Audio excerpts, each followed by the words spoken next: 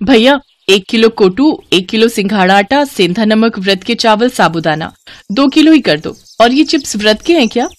हाँ बहन जी, ये आगे सारा माल व्रत के लिए ही है। तो ये व्रत की नमकीन, चिप्स, पापड़ ये सब भी 5-5 पैकेट कर ही दो। अरे गायत्री, तू कुछ खरीद नहीं रही? तूने भी तो नवरात्रि व्रत रखे है ना? नहीं भाभी, व्रत में ये और मैं इतना कुछ नहीं खा पाते हैं। बस थोड़े से आलू ले लूंगी, वही उबाल लूंगी। अच्छा चल ठीक है भैया, ये सामान पैक कर दो और ये आपके पैसे। गायत्री, ये 2 थैले तू उठा लेगी क्या? हाँ हाँ भाभी, लाओ ये सामान मुझे पकड़ा दो। बस त्योहार आने की देर है, पर्स खुल ही जाता है। मैंने तो तुम्हारे जेठ जी से कल ही 20,000 रुपए अलग ले लिए थे कि नवरात्रि पूजन के लिए काम आएंगे। कन्या पूजन में बांटने के लिए सामान भी तो लेना है। गायत्री एक काम कर, जरा वो सामने बर्तन की दुकान पर चलते हैं। सोच रही हूँ कन्याओं को स्टील की डिबिया बांट दूंगी। भैया ये 1 दर्जन डिब्बी का सेट दे दो। गायत्री, तू कुछ खरीदेगी कन्याओं को देने के लिए? नहीं भाभी, अभी नहीं, आप खरीद लो। अच्छा चल, मेरी तो नवरात्रि की शॉपिंग हो गई। ले पकड़ ये थैले। रिक्शा भी नहीं मिल रहा है, जरा देख वहां रिक्शा कोई नजर आता है तो। मैं तो बहुत थक गई हूँ। सुधा और गायत्री दोनों देवरानी जेठानी थी। सुधा गायत्री की जेठानी थी। उसके पति महेश की कपड़े की दुकान थी। पैसा भी अच्छा खासा था, काफी अमीर थी सुधा। इसके विपरीत गायत्री का पति रमेश किराए का ऑटो चलाता था और गायत्री घरों में सफाई बर्तन का काम करती थी। गायत्री और रमेश दोनों मिलकर ही घर का खर्चा चलाते थे। सुधा गायत्री का बहुत फायदा उठाती थी। गायत्री सुबह शाम घरों में काम करती तो दोपहर के समय सुधा अपने साथ काम पर लगा लेती। वो बेचारी जेठानी को मना भी नहीं कर सकती थी। दोनों के घर पास थे, इसीलिए सुधा अक्सर गायत्री को काम के बहाने बुला लेती थी। बात सुन गायत्री, ये थैले तो वहां रख दे और फ्रिज में कल के राजमा पड़े हैं, तू निकाल ले, लेती जा, बच्चे खा लेंगे। साथ में चावल उबाल लियो। और सुन, दोनों कमरों की बेडशीट भी बदलनी है, वो भी बदल दे। तकिए की कवर नए चढ़ा दे, मैं पलंग पर ही निकाल कर रखाई हूँ। इतने दिन से काम में ही लगी रहती हूँ, इसलिए हाथ ही नहीं पड़ रहा। अब मैं तुझे अपने घर में सफाई बर्तन के काम पर तो रख नहीं सकती, नहीं तो मोहल्ले वाले क्या कहेंगे कि मैंने अपनी देवरानी को काम पर रख लिया।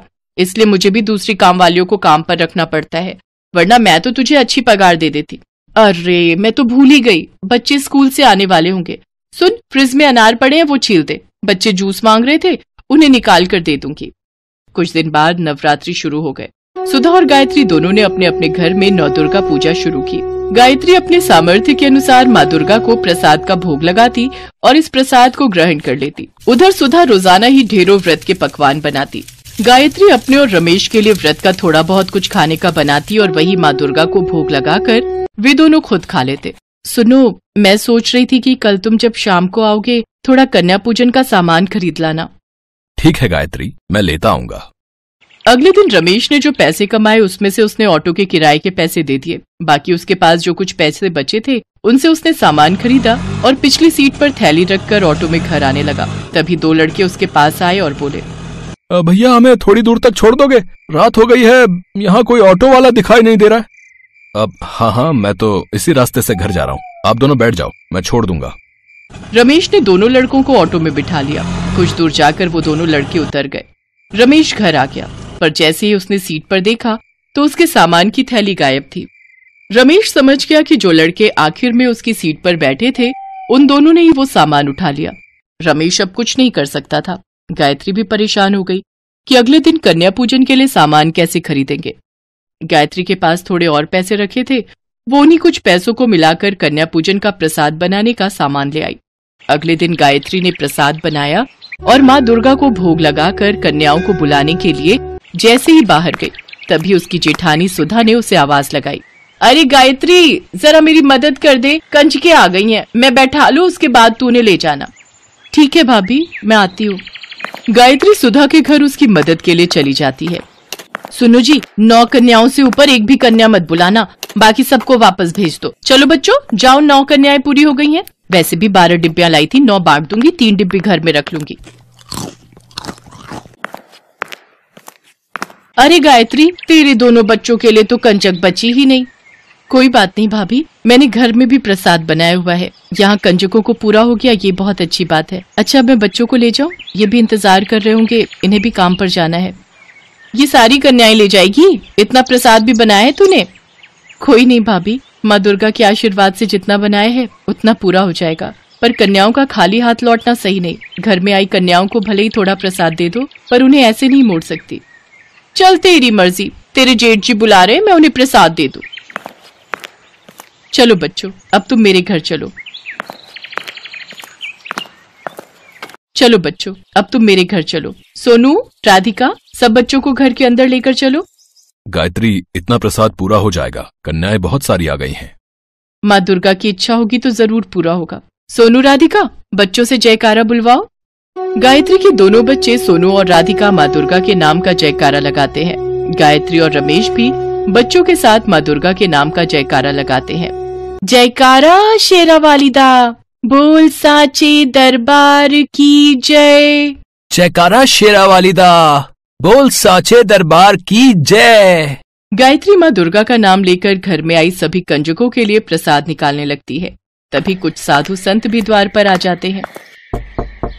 बेटी, दुर्गा अष्टमी का दिन है, साधु बाबा को माँ दुर्गा का प्रसाद दो।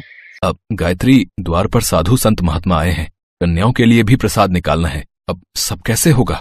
हे दुर्गा माँ, आप तो अंतर्यामी हो, मैं आपका नाम लेकर प्रसाद सब में बांट रही हूँ, मेरे प्रसाद में बरकत देना। जय दुर्गा मैया। गायत्री की प्रार्थना माँ दुर्गा तक पहुँचती है और माँ दुर्गा अपने चमत्कार से गायत्री के द्वारा दुर्गा अष्टमी के लिए बनाए गए प्रसाद में बढ़ोतरी करने लगी। इधर गायत्री बर्तन में से हलवा पूड़ी चने निकालती तो उधर माँ दुर्गा अपने चमत्कार से बर्तनों को फिर से भर देती। गायत्री मन ही मन बहुत खुश थी। खूब अच्छे से गायत्री और महेश ने कन्या पूजन किया, साथ ही सब साधु संतों ने भी भरपेट प्रसाद खाया। सभी भोजन से तृप्त होकर गायत्री के परिवार को आशीर्वाद देकर खुशी खुशी गए।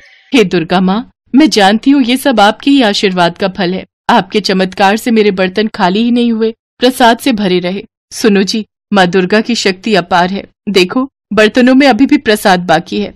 हाँ गायत्री, तुम ठीक कह रही हो, आज माँ दुर्गा ने कोई चमत्कार जरूर किया है, तभी थोड़ा सा प्रसाद इतना ज्यादा हो गया। सुनो, तुम और बच्चे मिलकर प्रसाद खाओ, तब तक मैं भाभी को भी थोड़ा प्रसाद देकर आती हूँ। गायत्री टिफिन भरकर प्रसाद जब सुधा के घर ले गई तो सुधा प्रसाद देखकर हैरान रह गई। गायत्री, तेरा थोड़ा सा प्रसाद इतना हो गया कि तू मुझे भी देने आ गई, ये तो बहुत चौंकाने वाली बात है। मैंने तो इतना ढेर सारा प्रसाद बनाया, फिर भी हम घर के लोगों को ही पूरा नहीं पड़ा। कुछ लोग प्रसाद मांगने आए तो मैंने उन्हें खाली हाथ ही लौटा दिया। तेरा थोड़ा सा प्रसाद कैसे पूरा हो गया? हाँ भाभी, सब माँ दुर्गा की कृपा से ही हुआ है। अच्छा मैं चलती हूँ, आप सब ये प्रसाद खा लेना। गायत्री सुधा को प्रसाद देकर घर लौट आती है। उस दिन माँ दुर्गा के चमत्कार से सचमुच गायत्री के घर के भंडार भर गए। धीरे धीरे रमेश के काम में भी वृद्धि हुई और अब उनकी आर्थिक स्थिति में भी सुधार हो गया। इन सब के पीछे एक ही वजह थी और वो ये कि गायत्री ने निस्वार्थ भावना से सच्चे मन से नवरात्रि व्रत किए और दुर्गा अष्टमी की पूजा की। भगवान तो प्रेम के भूखे होते हैं। जो भी भक्त प्रेम और श्रद्धा से भगवान के नाम का पूजन करता है, भगवान उस भक्त से बहुत प्रसन्न होते हैं। कहते हैं माँ दुर्गा अपने भक्तों को कभी भी निराश नहीं करती। यदि उनकी पूजा सच्चे मन से की जाए तो वो अपने भक्तों के सारे कष्ट दूर कर देती है और अपने भक्तों के घर में धन धान्य और सुख समृद्धि की वर्षा करती हैं।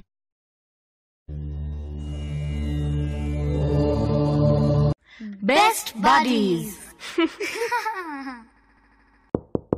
Hello friends, thanks for watching this video. अगर आपको ये वीडियो पसंद आया है तो प्लीज लाइक, सब्सक्राइब, कमेंट्स करें इस वीडियो पर और हाँ, शेयर करना भी ना भूलें। और भी मजेदार वीडियो देखने के लिए नीचे दिए गए बेल आइकॉन को दबाएं। देखते रहिए बेस्ट बडीज।